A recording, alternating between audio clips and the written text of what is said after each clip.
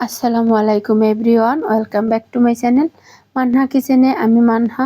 আপনারা সবাই কেমন আছেন? আশা করি আল্লাহর রহমতে সবাই অনেক অনেক ভালো আছেন। আমিও আল্লাহর রহমতে ভালো আছি। দূরের কাছে, দেশ এবং দেশের বাহির থেকে যেসব আপু ভাইয়েরা আমার ভিডিওটি দেখছেন, সবাইকে জানাই অনেক অনেক শুভেচ্ছা এবং অভিনন্দন। প্রতিদিনের মতন আজকে আমি খুবই সুন্দর আর একদম নিউ একটি ডিজাইনের কেকের রেসিপি নিয়ে চলে আসলাম। আজকে কেকটি ছিল 1 পাউন্ড একটি ভ্যানিলা কেক। সম্পূর্ণ রেসিপিটি দেখার অনুরোধ রইল। প্রথমে আমি সমস্ত শুকনো উপকরণগুলো চেলে নেব। প্রথমে আমি নিলাম হাফ কাপ ময়দা, নিলাম 2 টেবিল চামচ কর্নফ্লাওয়ার, নেব হাফ চা চামচ বেকিং পাউডার, নেব টিস্পুন চামচের অর্ধেকের কম বেকিং সোডা, নেব টিস্পুন চামচের অর্ধেকেরও অনেক কম লবণ। এবারে আমি সমস্ত শুকনো উপকরণগুলো 2 থেকে 3 বার চেলে নেব। নেওয়ার পরে একটি স্প্যাচুলা দিয়ে নেড়ে ছেড়ে ঢেকে রেখে দেবো এক সাইডে। অবশ্যই ঢেকে রাখবেন। এবার নেব 2টি ডিম। 1 পাউন্ড কেকের জন্য এখানে আমি 2টি ডিম নেব। 2টি ডিমের কুসুম দুটো আমি আলাদা করে নেব। আর ডিম যদি ফ্রিজে থেকে থাকে অবশ্যই 1 ঘন্টা আগে বের করে রাখবেন। এবার ইলেকট্রিক বিটার দিয়ে আমি একটু বিট করে তারপর এখানে দেবো হাফ কাপ চিনি। হাফ কাপ চিনি আমি একবারে ব্যবহার করব না, একটু একটু দিব আর একটু একটু করে আমি বিট করে নেব। একবারে দিলে কিন্তু আপনার ওভারবিট হয়ে যাবে, চিনিটা পারফেক্টভাবে মেল্ট হতে চাবে না, তখন কিন্তু আপনার ডিমের ফোমটা নষ্ট হয়ে যেতে পারে। আমার প্রিয় ভিউয়ার্সরা, আজকে আমার প্রচণ্ড মাথা ব্যথা, তাই হয়তো কথা বলতে আপনাদের সাথে একটু আমার সমস্যা হচ্ছে। আমার খুব কথা বলতে কষ্ট হইতেছে। যদি কোনোখান থেকে আমার ভুল ত্রুটি হয়ে থাকে তাহলে অবশ্যই আমাকে মাফ করে দিবেন। দেখুন, বিট করতে করতে এক পর্যায়ে দেখা যাবে একদম ক্রিমি ক্রিমি হয়ে যাবে আপনার ডিমের ব্যাটারটা, আর কালারটা সম্পূর্ণ চেঞ্জ হয়ে যাবে। একটি স্প্যাচুলা দিয়ে মাঝে মাঝে চারপাশেরটা মাঝখানে এনে দেব আর হাত দিয়ে চেক করে দেখব যে চিনিটা পারফেক্টভাবে গলে গেছে কিনা।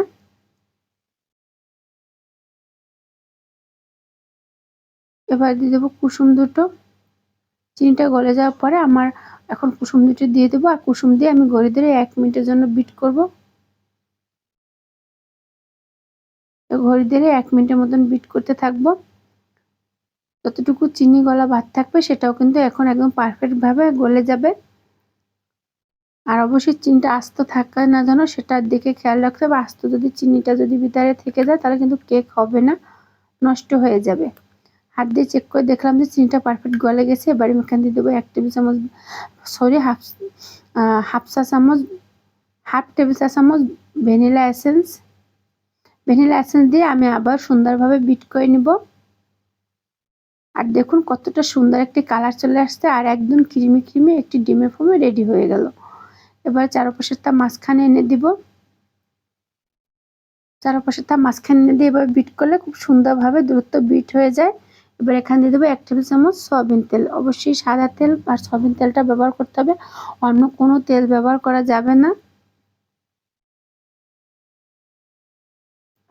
সয়াবিন তেলটা দিয়ে আমি মাত্র 10 সেকেন্ডের জন্য বিট করবো, আর বেশি বিট করা যাবে না। তেল দিয়ে কখনোই স্পঞ্জ কেকের ব্যাটার। এবার শুকনো উপকরণগুলো দিব আর আস্তে আস্তে লিকুইড দুধ দিয়ে মিশাতে থাকবো। এই কাজটা অনেক ধীরে ধীরে এবং খুব ধৈর্য সহকারে করতে হবে। এলোপাতাড়িভাবে বা জোরে জোরে কিন্তু এই কাজটা করা যাবে না। আমি সবসময় আপনাদেরকে দেখাই, তাই আজকে আর অতটা ভালোভাবে দেখালাম না যে কতটা ধীরে ধীরে কাজটা করতে হবে। অনেক ধীরে ধীরে এবং আস্তে আস্তে এই শুকনো উপকরণগুলো ব্যাটারের সাথে মিশাতে হবে। সমস্ত শুকনো উপকরণগুলো আমার মেশানো শেষ। এবার একটি স্প্যাচুলা দিয়ে নেড়েচেড়ে চারপাশে মাঝখানে এনে এক সাইডে রেখে দিব। এখানে আমি একটি 7 ইঞ্চি মোল্ড নিয়েছি। 7 ইঞ্চি মোল্ডে আমি তেল দিয়ে ব্রাশ করে দিব। ব্রাশ করে দিয়ে এবারে আমি এখানে একটি লেখালেখির কাগজ কেটে রেখেছিলাম, সেটা বিছিয়ে দিলাম। এবার উপর থেকে ব্যাটারটা ঢেলে দিব। উপর থেকে ব্যাটারটা ঢেলে দিলে বাবলস কম থাকে, কেক কিন্তু তাহলে নষ্ট হয়ে যাওয়ার সম্ভাবনা কম থাকে। এবারে একটু ট্যাপ করে তারপরে কাঠি দিয়ে নেড়েচেড়ে দেবো। অবশ্যই কাঠি দিয়ে নেড়েচেড়ে দেবেন, নাহলে কিন্তু আপনার ডিমের ব্যাটারটা নষ্ট ভিতরে যদি আপনার বাবলস থেকে দেয় তাহলে কিন্তু আপনার পারফেক্ট কেক হবে না, কেকটা নষ্ট হয়ে যাবে।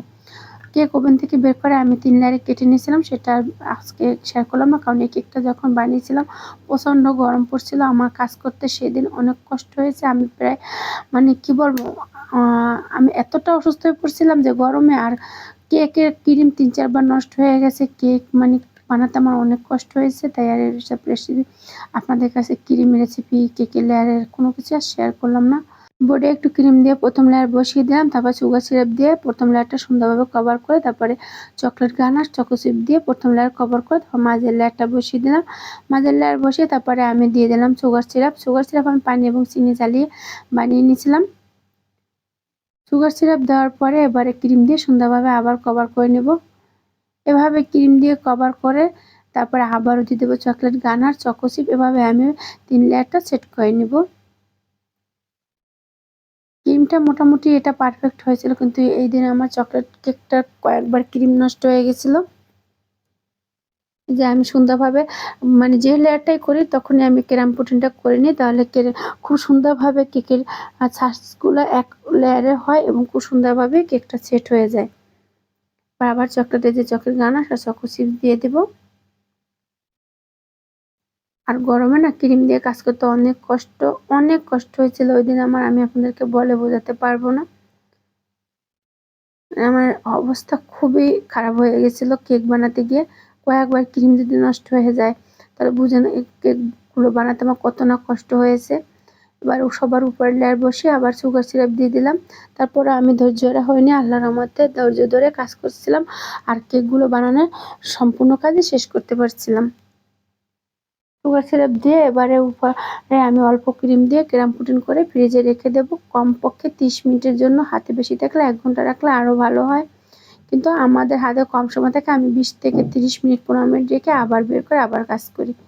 এরকমই আমি সবসময় করি, আমার 1 ঘন্টা খুব কমই রাখা হয়। ক্রাম পুডিং করে আবার কিছুক্ষণের জন্য ফ্রিজে রেখে দেব। তারপরে ফ্রিজ থেকে বের করে আমি বেশি করে ক্রিম দিয়ে উপরটা প্রথমে আমি কভার করে নেব। আর এইভাবে আমার অল্প অল্প ক্রিম দিয়ে প্যান্ট ল্যাপ দিয়ে খুব সুন্দর ভালো ফিনিশিং চলে আসে, তাই এখন আর পাইপিং ব্যাগের ভিতরে আমার ক্রিম ভরার কোনো প্রয়োজনই হয় না। আর যে কয়বারই আপনার ফিনিশিংয়ের কাজ করবেন হাতে একটা সুন্দর শুকনো কাপড় বা আপনার টিস্যু নেবেন, আর একটা বাটি থাকবে সাথে, বাটিতে আপনি ক্রিমটা রাখবেন আর প্যান্ট টেপটা শুকনো টিস্যু বা কাপড় দিয়ে মুছে নেবেন। এভাবে করলে আপনার খুব দ্রুত ফিনিশিং চলে আসবে। আমার প্রিয় ভিউয়ার্স, আমার ভিডিওটি যদি ভালো লেগে থাকে লাইক করবেন, কমেন্ট করবেন।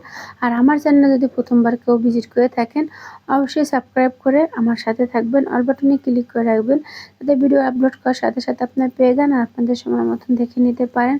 আর যারা দুটোটা কাজ করে আমাকে সাপোর্ট করছেন, আমাকে ভালোবাসা দিচ্ছেন, তাদেরকে মন থেকে জানাই অনেক অনেক শুভেচ্ছা এবং অভিনন্দন।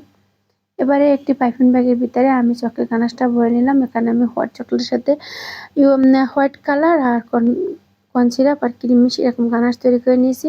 পাইপিং ব্যাগের মাথাটা কেটে আমি ডরগুলো দিয়ে নিলাম, তারপরে ক্রিম দিয়ে তারপরে আমি প্যান্ট ল্যাপ দিয়ে চারপাশে মিশিয়ে নিলাম। আর এবার আমি সম পরিমাণে বেশি ক্রিম মানে গানাশটা নিয়ে অল্প যে পরিমাণ লাগবে ওটা নিয়েই শুধু আমি প্যান্ট ল্যাপ দিয়ে সুন্দরভাবে মিশিয়ে নিলাম। এবারে কিছুক্ষণ ফ্রিজে রাখবো সেট হওয়ার জন্য। ফ্রিজ থেকে বের করে এবারে আমি ডিজাইন করব। এবারে এখানে আমার একটা মানে আমার এই কেকের ডিজাইনগুলো মানে এই পারফেক্ট কালারের সেই মানে এই সপ্তাহে আমি ওই ভিডিওটা আপলোড করেছিলাম। এক আপু অর্ডার করছিল, ওই আপু অনেক পছন্দ করেছিল কেকটা, ওই কেকের পিক দিয়ে আমাকে বলছিল ওরকম বানিয়ে দিতে, কিন্তু ওই কাস্টমারকে আমি বলেছিলাম যে আমি যদি একটু ডিজাইনটা পরিবর্তন করতাম তাহলে হয়তো ভালো হতো, আমি ভিডিও করতে পারতাম। একই কেকের ডিজাইন কয়েকবার আর বানাবো, মানে 2-3 বার অলরেডি আমার বানানো হয়ে গেছে। তারপর আপু বলছে যে ঠিক আছে আপনি দেন আমাকে ডিজাইন পরিবর্তন করেন, কিন্তু কালার কিন্তু এটাই হতে হবে। তখন আমি কি করলাম, কালার এটাই রেখেছিলাম, কিন্তু শুধু একটু ডিজাইনটা পরিবর্তন করেছিলাম, সব কিছুই ঠিক ছিল। আর বলছিল বাটারফ্লাই দিলে ভালো হবে, যেহেতু আমার কাছে গোল্ডেন কালারের বাটারফ্লাইগুলো ছিল না, তাই যেটাই ছিল সেটাই আমি দিয়েছিলাম। এবারে আমি বাস্কেট নজল দিয়ে দুই পাশে এরকম একটু র্যাক টেনে নিলাম, যাতে রোজগুলো মানে ফুলগুলো করতে খুব সুন্দর হয় এবং ভালো হয়। এবারে একটি বড় সাইজের আমি রোজ নজল নিয়েছি, এটা 1 ml একটি রোজ নজল। এবারে আমি দেখুন, আপনারা এই সময় ভিডিওটি খুব খেয়াল করে দেখবেন। এটা আমি আপনাদেরকে বলে বোঝাতে পারবো না যে কিভাবে আমি এই ফুলগুলো করেছিলাম, আর এই ফুলগুলোর নাম কি আপনারা বলতে পারেন তাহলে অবশ্যই আমাকে কমেন্ট করে জানাবেন। এভাবে আমি অল্প অল্প মানে খুব ধীরে ধীরে করে ধৈর্য সহকারে এই ফুলগুলো করে নিয়েছিলাম। আর মাশাআল্লাহ কেকের ডিজাইনটা একদম নিউ ছিল।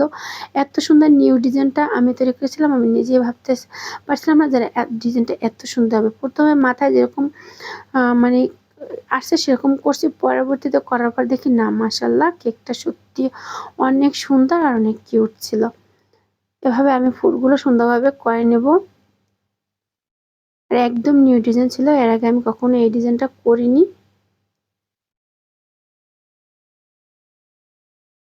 এই যে আমি খুব সুন্দরভাবে রোজ নজল দিয়ে এরকম ফ্লাওয়ার করে নিলাম। আর ফ্লাওয়ারগুলো আসলে দেখতে অনেক সুন্দর লাগতেছিল। আমি নিচের দিকেও এরকম কয়েকটা ফ্লাওয়ার দিয়ে দিব। একদম নিউ ডিজাইন করেছিলাম, মানে আমার মাথাতে যেটা আসছিল সেটাই। যাই হোক, কেমন হয়েছে অবশ্যই কমেন্ট করে জানাবেন। ভালো হলেও ভালো কমেন্ট করবেন, খারাপ হলেও কমেন্ট করে আমাকে জানাবেন। আপনাদের একটা কমেন্ট আমাকে অনেক উৎসাহ করে আর নতুন ভিডিও আপলোড করার অনুপ্রেরণা জাগায়। এবারে ছোট্ট একটি এক্সট্রা নজল নিয়েছি, নিয়ে আমি এরকম বর্ডারটা নিচে দিয়ে দেবো। আর এটা কমন। আর আমি কিন্তু জিগজ্যাগ দিয়ে একটা ডিজাইন করেছিলাম, সেটা আর আপনাদের দেখানো হয়নি। জিগজ্যাগের ডিজাইনটা আমার কাছে অনেক ভালো লাগে। এবারে গোল্ডেন কালার সুগার বল দিয়ে আমি কেকটাকে সুন্দর করে সাজিয়ে নেব। একদম মানে যতক্ষণ না সুগার বল দিয়ে আমি না সাজাবো, আমার মনে হয় কেকটা অসম্পূর্ণ রয়ে গেছে, দেখতে একটু সুন্দর লাগবে না। এবার সুন্দরভাবে আমি এরকম সুগার বল দিয়ে সাজিয়ে নেব। আমি প্রচুর পরিমাণে চকলেট আর সুগার বল ব্যবহার করি আমার কেকে, আর অনেক ধৈর্য সহকারে আর খুব ইয়ামি করে কেকগুলো তৈরি করি। আপনারা যদি আমার এই ভিডিও দেখে একটু উপকৃত হন, কিছু শিখে থাকেন, অবশ্যই আমাকে কমেন্ট করে জানাবেন। তাহলে আমি আমার নিজেকে মানে অনেক ধন্য মনে হবে যে আমার কাছ থেকে কেউ কিছু শিখতে পারছে বা আমার ভিডিও দেখে কেউ কিছু বানাতে পেরেছে। এবার এখানে লিখে দেবো happy birthday Barna. Birthday to বর্ণা লিখে দিলাম, আর পার্পল কালারের ক্রিম দিয়ে লিখে দিলাম। মাশাআল্লাহ লেখাটা মোটামুটি পেরেছি। এবারে আরও সুগার বল দিয়ে আমি সাজিয়ে নেব। আর একটু পরেই দেখতে পারবেন কেকের ফাইনাল লুক। আর মানে কেকটা সত্যি অসাধারণ হয়েছিল, খুবই সুন্দর ছিল। বাস্তবে আমার কাছে আরো ভালো লাগতেছিল। সুন্দরভাবে সুগার বল দিয়ে সাজিয়ে নিলাম। মাশাআল্লাহ দেখতে অসাধারণ হয়েছে, আরো ভালো লাগবে বাটারফ্লাই গুলো দেওয়ার পরে মাশাআল্লাহ অসাধারণ অসাধারণ অসাধারণ। আপনাদের কাছে কেমন লাগলো অবশ্যই কমেন্ট করে জানাবেন। কেকটা দেখতে কিন্তু খুবই জোশ ছিল। আর এই কেকটা আমি সেল করেছিলাম 600 টাকায়। আজকের মতন ভিডিওটি এখানেই শেষ করলাম। সবাই অনেক অনেক ভালো থাকবেন, সুস্থ থাকবেন, আর আমার জন্য দোয়া করবেন আমি যেন আরো নতুন নতুন ভিডিও আপনাদেরকে উপহার দিতে পারি। আল্লাহ হাফেজ।